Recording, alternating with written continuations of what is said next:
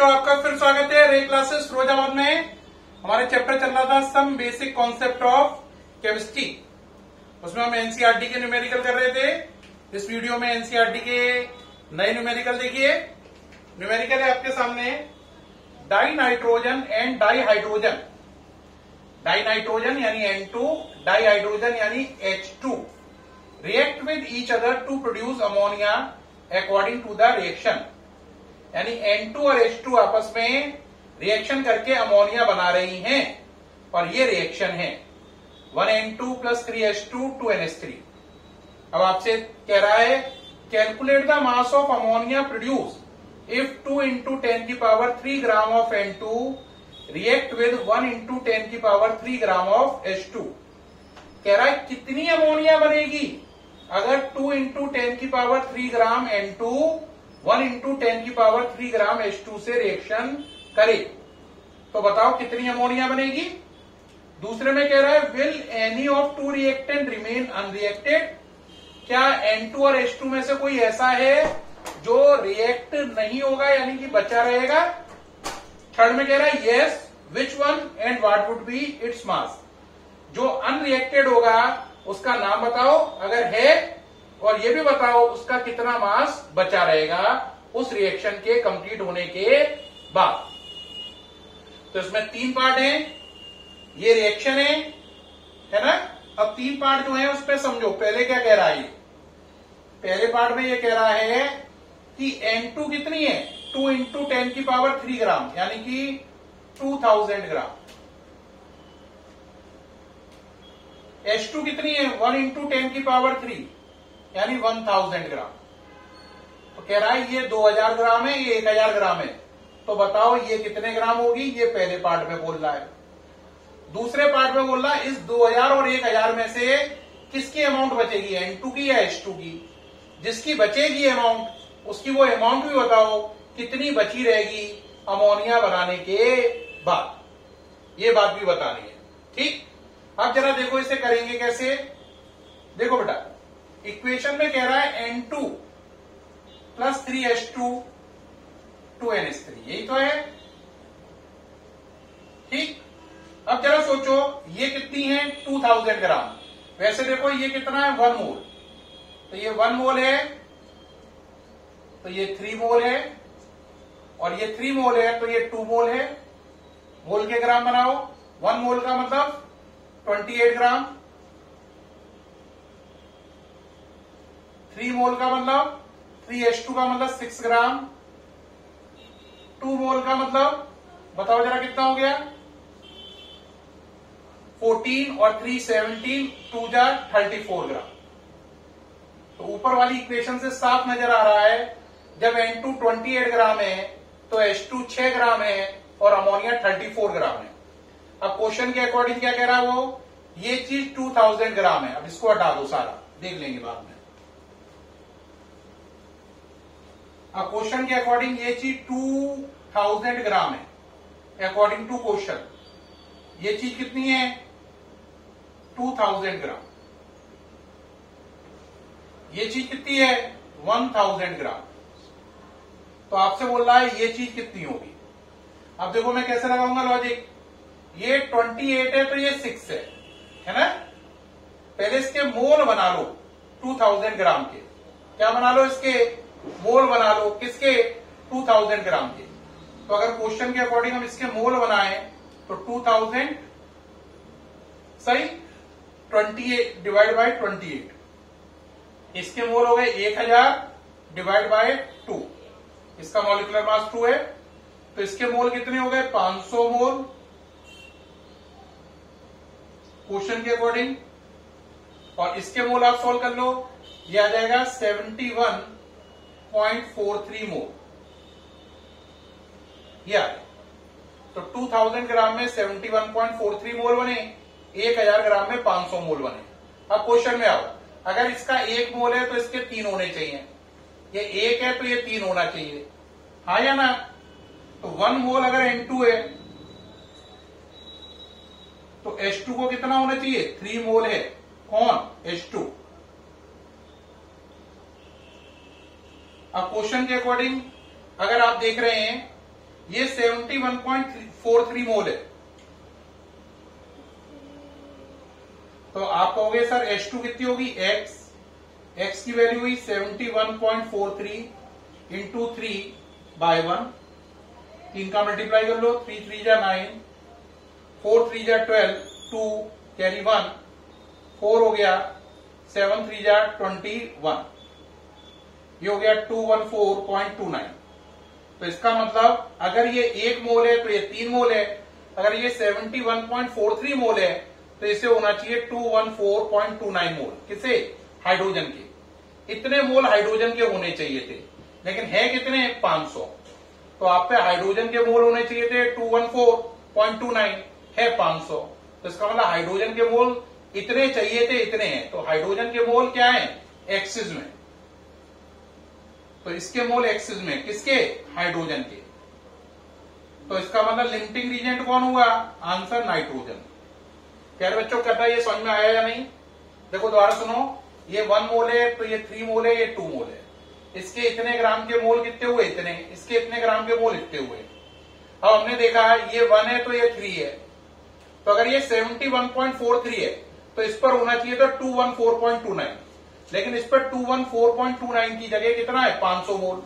तो आप इतने मोल होने चाहिए थे, इतने मोल हैं। तो इसका मतलब इसके मोल एक्सिस हैं, किसके, हाइड्रोजन के। तो हाइड्रोजन के मोल एक्सिस में हैं, तो इसका मतलब जरूरत से ज्यादा है। तो इसका मतलब कम मोल किसके पड़ रहे हैं, कम मोल पड़ रहे हैं N2 के। तो N2 क्या हो गया, लिमिटिंग रीजेंट। तो पहली बात है, कैलकुलेशन लिमिटिंग रीजेंट से की जाती है। तो इसका मतलब है अब हमें जो अमोनिया का मास निकालना है वो हाइड्रोजन से नहीं, N2 से कैलकुलेट किया जाएगा, क्योंकि ये लिमिटिंग रीजेंट है, ये नहीं है। तो इसका मतलब कैलकुलेशन N2 वर्सेस अमोनिया होगी, H2 वर्सेस अमोनिया नहीं होगी, क्योंकि कैलकुलेशन हमेशा लिमिटिंग रीजेंट से की जाती है। अब आओ जरा करो, जरा फिर बोलिए भाई। अब देखो ये 1 मोल है तो ये कितना है, 2 मोल। 1 मोल कौन होता है, N2। तो अमोनिया कितनी होती है, 2 मोल कौन होती है, अमोनिया।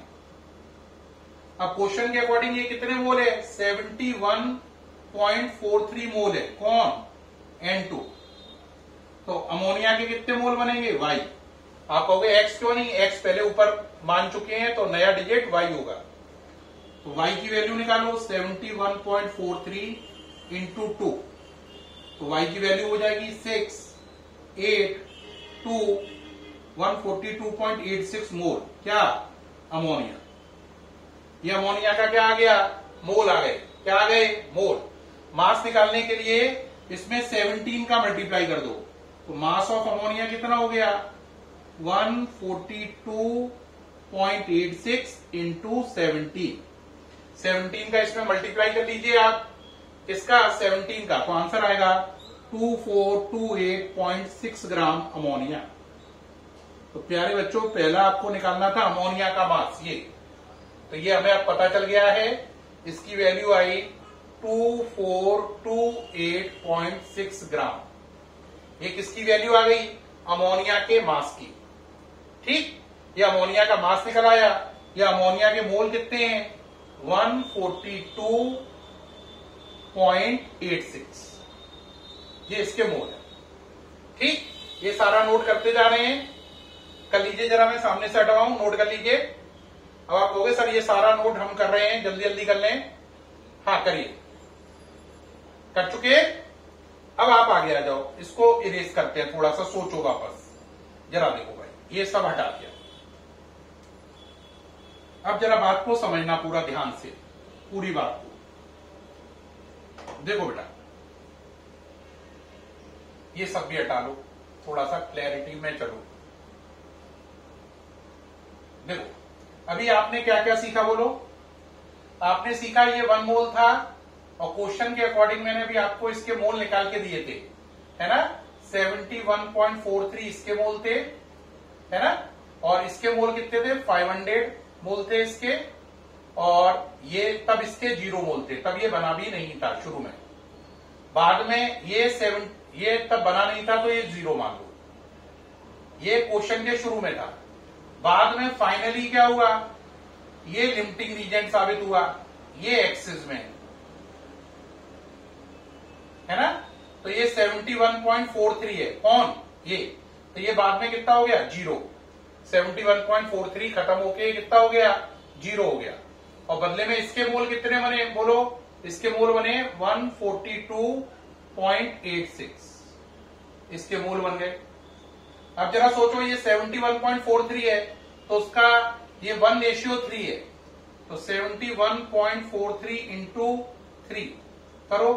3 3 जा 9, 3 4 जा 12, 2 कैरी 1 4 है ना, और 3 7 जा 21, ये हो गया।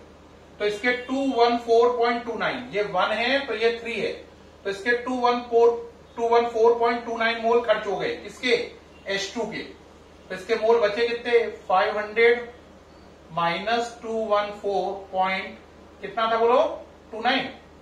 214.29 ये इसमें से खर्च हो गया। तो देखो क्या रहा, रिएक्शन होने के बाद ये 0 हो गया, ये 142.86 मोल बन गया, जिसका वजन मैंने अभी आपको बताया था 2428.6 ग्राम है। और बताया इसके मोल इतने बचे। किसके? हाइड्रोजन के। कितने हुए? 500 में से घटा लो। ये कितना था? 500 में से घटा लो भाई जरा। ठीक है, घटाइए। कितना घटाना है? 214.29। 214.29। 10 में से 9 गया 1, 9 में से 2 गया 7, है ना। ऐसे करते जाओ जरा। इधर कितना बचा? 5, इधर कितना बचा? 8, है ना, और इधर 2, 285.71। तो ये आ गया 285.71। तो क्वेश्चन में उन्होंने क्या क्या पूछा था? उनने पहली बात 285.71 क्या आ गए? मोल। और इनका अगर मास बनाना है तो 285.71 इंटू 2, है ना। 2 का मल्टीप्लाई कर लो तो इसका मास बन जाएगा हाइड्रोजन का। कितना हो गया? 2 4 कैरी 1 फिर 1 5 2 10 और 1 11 1 7, है ना, फिर कैरी 1 5, ये आ गया। अब अगर मुझसे आपने पहले क्वेश्चन पे आओ, क्वेश्चन में पहले उनने क्या पूछा? उनने बोला अमोनिया कितनी बनी? आंसर, अमोनिया 142.86 मोल बनी, या जो कह लो 2428.6 ग्राम बनी। तो पहला क्वेश्चन था अमोनिया कितनी बनी? आंसर इतने मोल या इतने ग्राम। फिर दूसरा क्वेश्चन उन्होंने पूछा था N2 और H2 में से कौन पहले फिनिश होगा और कौन बचा रहेगा? तो N2 पूरी खत्म हो जाएगी, H2 बचा रहेगा। कितना बचा रहेगा? आंसर, मोल में इतना और ग्राम में इतना। तीसरे पार्ट में उन्होंने ये बोला था जो चीज बची रहेगी वो कितने ग्राम होगी? तो आंसर, जो चीज बची रह रही है वो हाइड्रोजन है, और वो कितने ग्राम है? इतना। प्यारे बच्चों, दोबारा से सोचो। इस क्वेश्चन में 3 पार्ट बताने थे। पहला बताना था अमोनिया का मास, आंसर आया 2428.6। दूसरा, N2 और H2 में कौन पूरा खर्च हो जाएगा? Answer N2। कौन बचा रहेगा? Answer H2। तीसरे पार्ट में उन्होंने बोला था जो बचा रहेगा उसका मास कितना होगा? तो बचा कौन रह रहा है? Answer H2। उसका मास होगा 571.42 ग्राम, या यूं कह लो मोल होंगे 285.71 मोल। तो H2 के इतने मोल होंगे या इतने ग्राम होंगे जो बचे रहेंगे, ये खत्म हो जाएगा और ये इतना बन जाएगा। इस केस में लिमिटिंग रीजेंट कौन है? N2 है, क्योंकि वो रिएक्शन में कम पड़ रहा है। तो ये लिमिटिंग रीजेंट के कॉन्सेप्ट में न्यूमेरिकल था, काफी टफ था, समझने वाला था, लेकिन मुझे उम्मीद है आपको समझ में आ गया होगा। अब इसको इरेज कर रहा हूं। अब नेक्स्ट न्यूमेरिकल पे आ जाइए। इस पे इसको इरेज कर दिया। नेक्स्ट न्यूमेरिकल पे आइए। नेक्स्ट न्यूमेरिकल कह रहा है calcium carbonate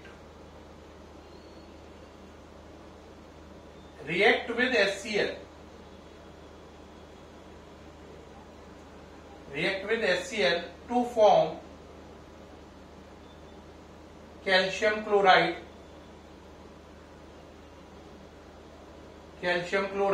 CO2 and water according to reaction। फिर उन्होंने रिएक्शन दी है। रिएक्शन दी है CaCO3 प्लस 2HCl, प्रोडक्ट बनाया है CaCl2 plus H2O plus CO2। ये रिएक्शन दी है। कह रहा है calculate the mass of CaCO3 if HCl is 25 ml and its molarity is 0.75 molar.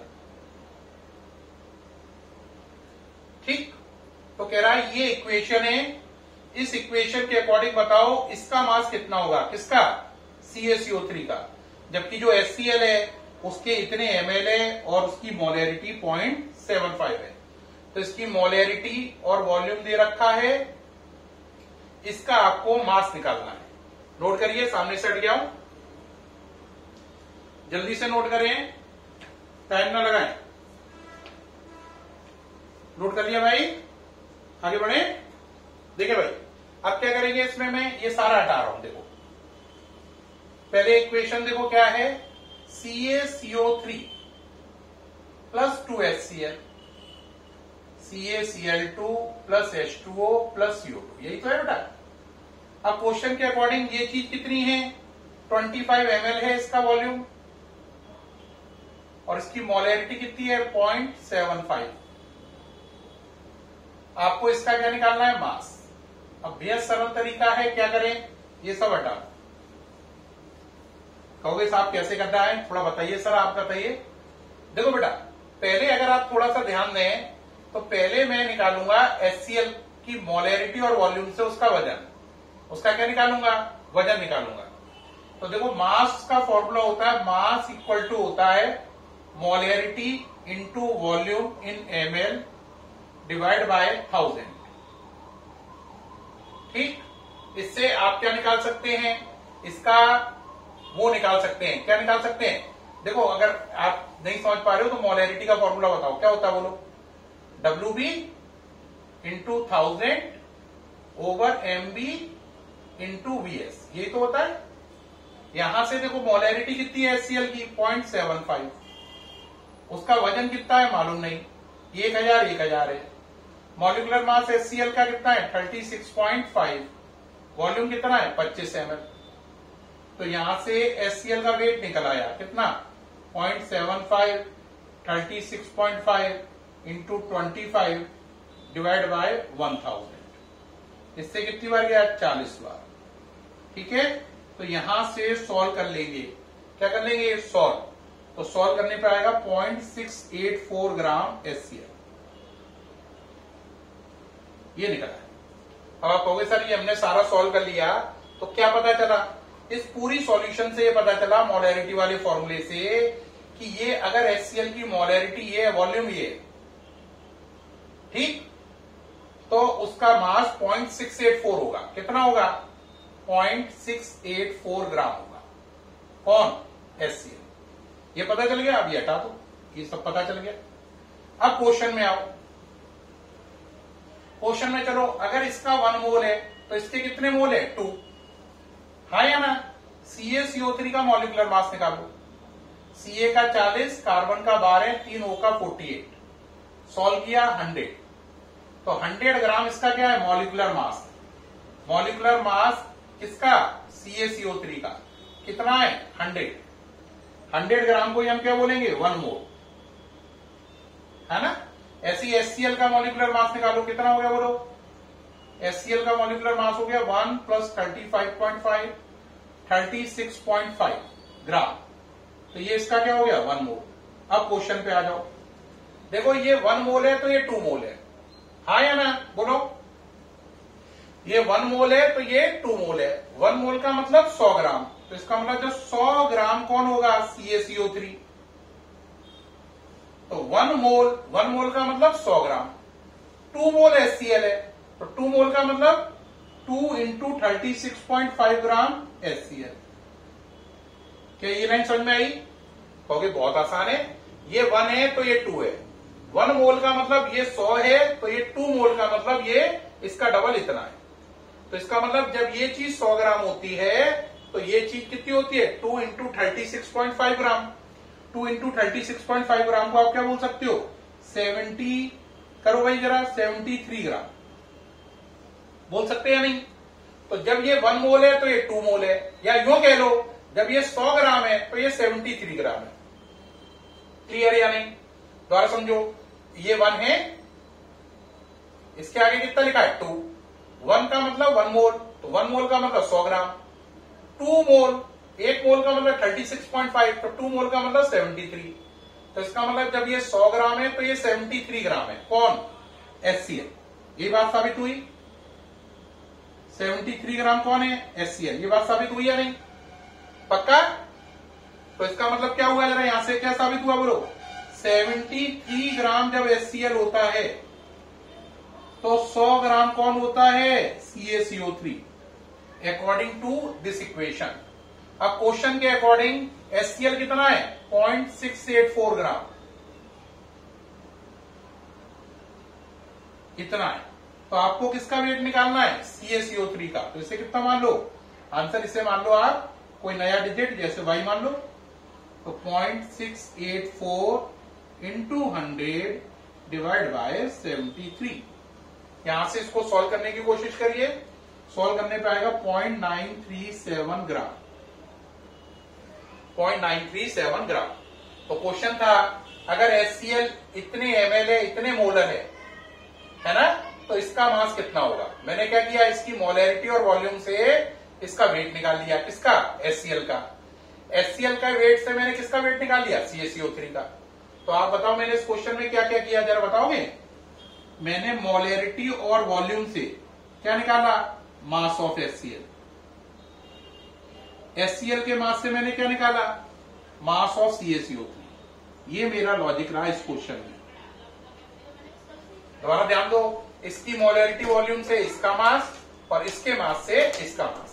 Repeat, इसकी मोलैरिटी वॉल्यूम से इसका मास किसका? इसका, और इसके मास से इसका मास। ये निकाल के दिखा दिया। ये इसका लॉजिक रहा इस क्वेश्चन का, जिससे आपको पूरी बात क्लियर हो गई होगी ये कैसे वर्क कर रहा है। तो प्यारे बच्चों, ये सामने से तो हट ही गया हूं मैं, आपने नोट कर लिया होगा, आई थिंक सो कर लिया है। तो प्यारे बच्चों, ये वीडियो काफी बड़ा हो गया है। इसमें मैंने दोनों टफेस्ट न्यूमेरिकल जो एनसीईआरटी के हैं वो दोनों डील किए, और मुझे पूर्ण उम्मीद है आपको बहुत अच्छे से समझ में आए होंगे। फिर भी अगर क्लियर ना हुआ हो तो व्हाट्सएप पर आप अपना डाउट डाल सकते हैं, मैं हेल्प करा दूंगा। लेकिन इस वीडियो को 2-3 बार देखिए जिससे दोनों न्यूमेरिकल अच्छे से क्लियर हो जाए। ठीक है, फिर मुलाकात होगी आपसे नई वीडियो में। तब तक के लिए बाय, थैंक यू।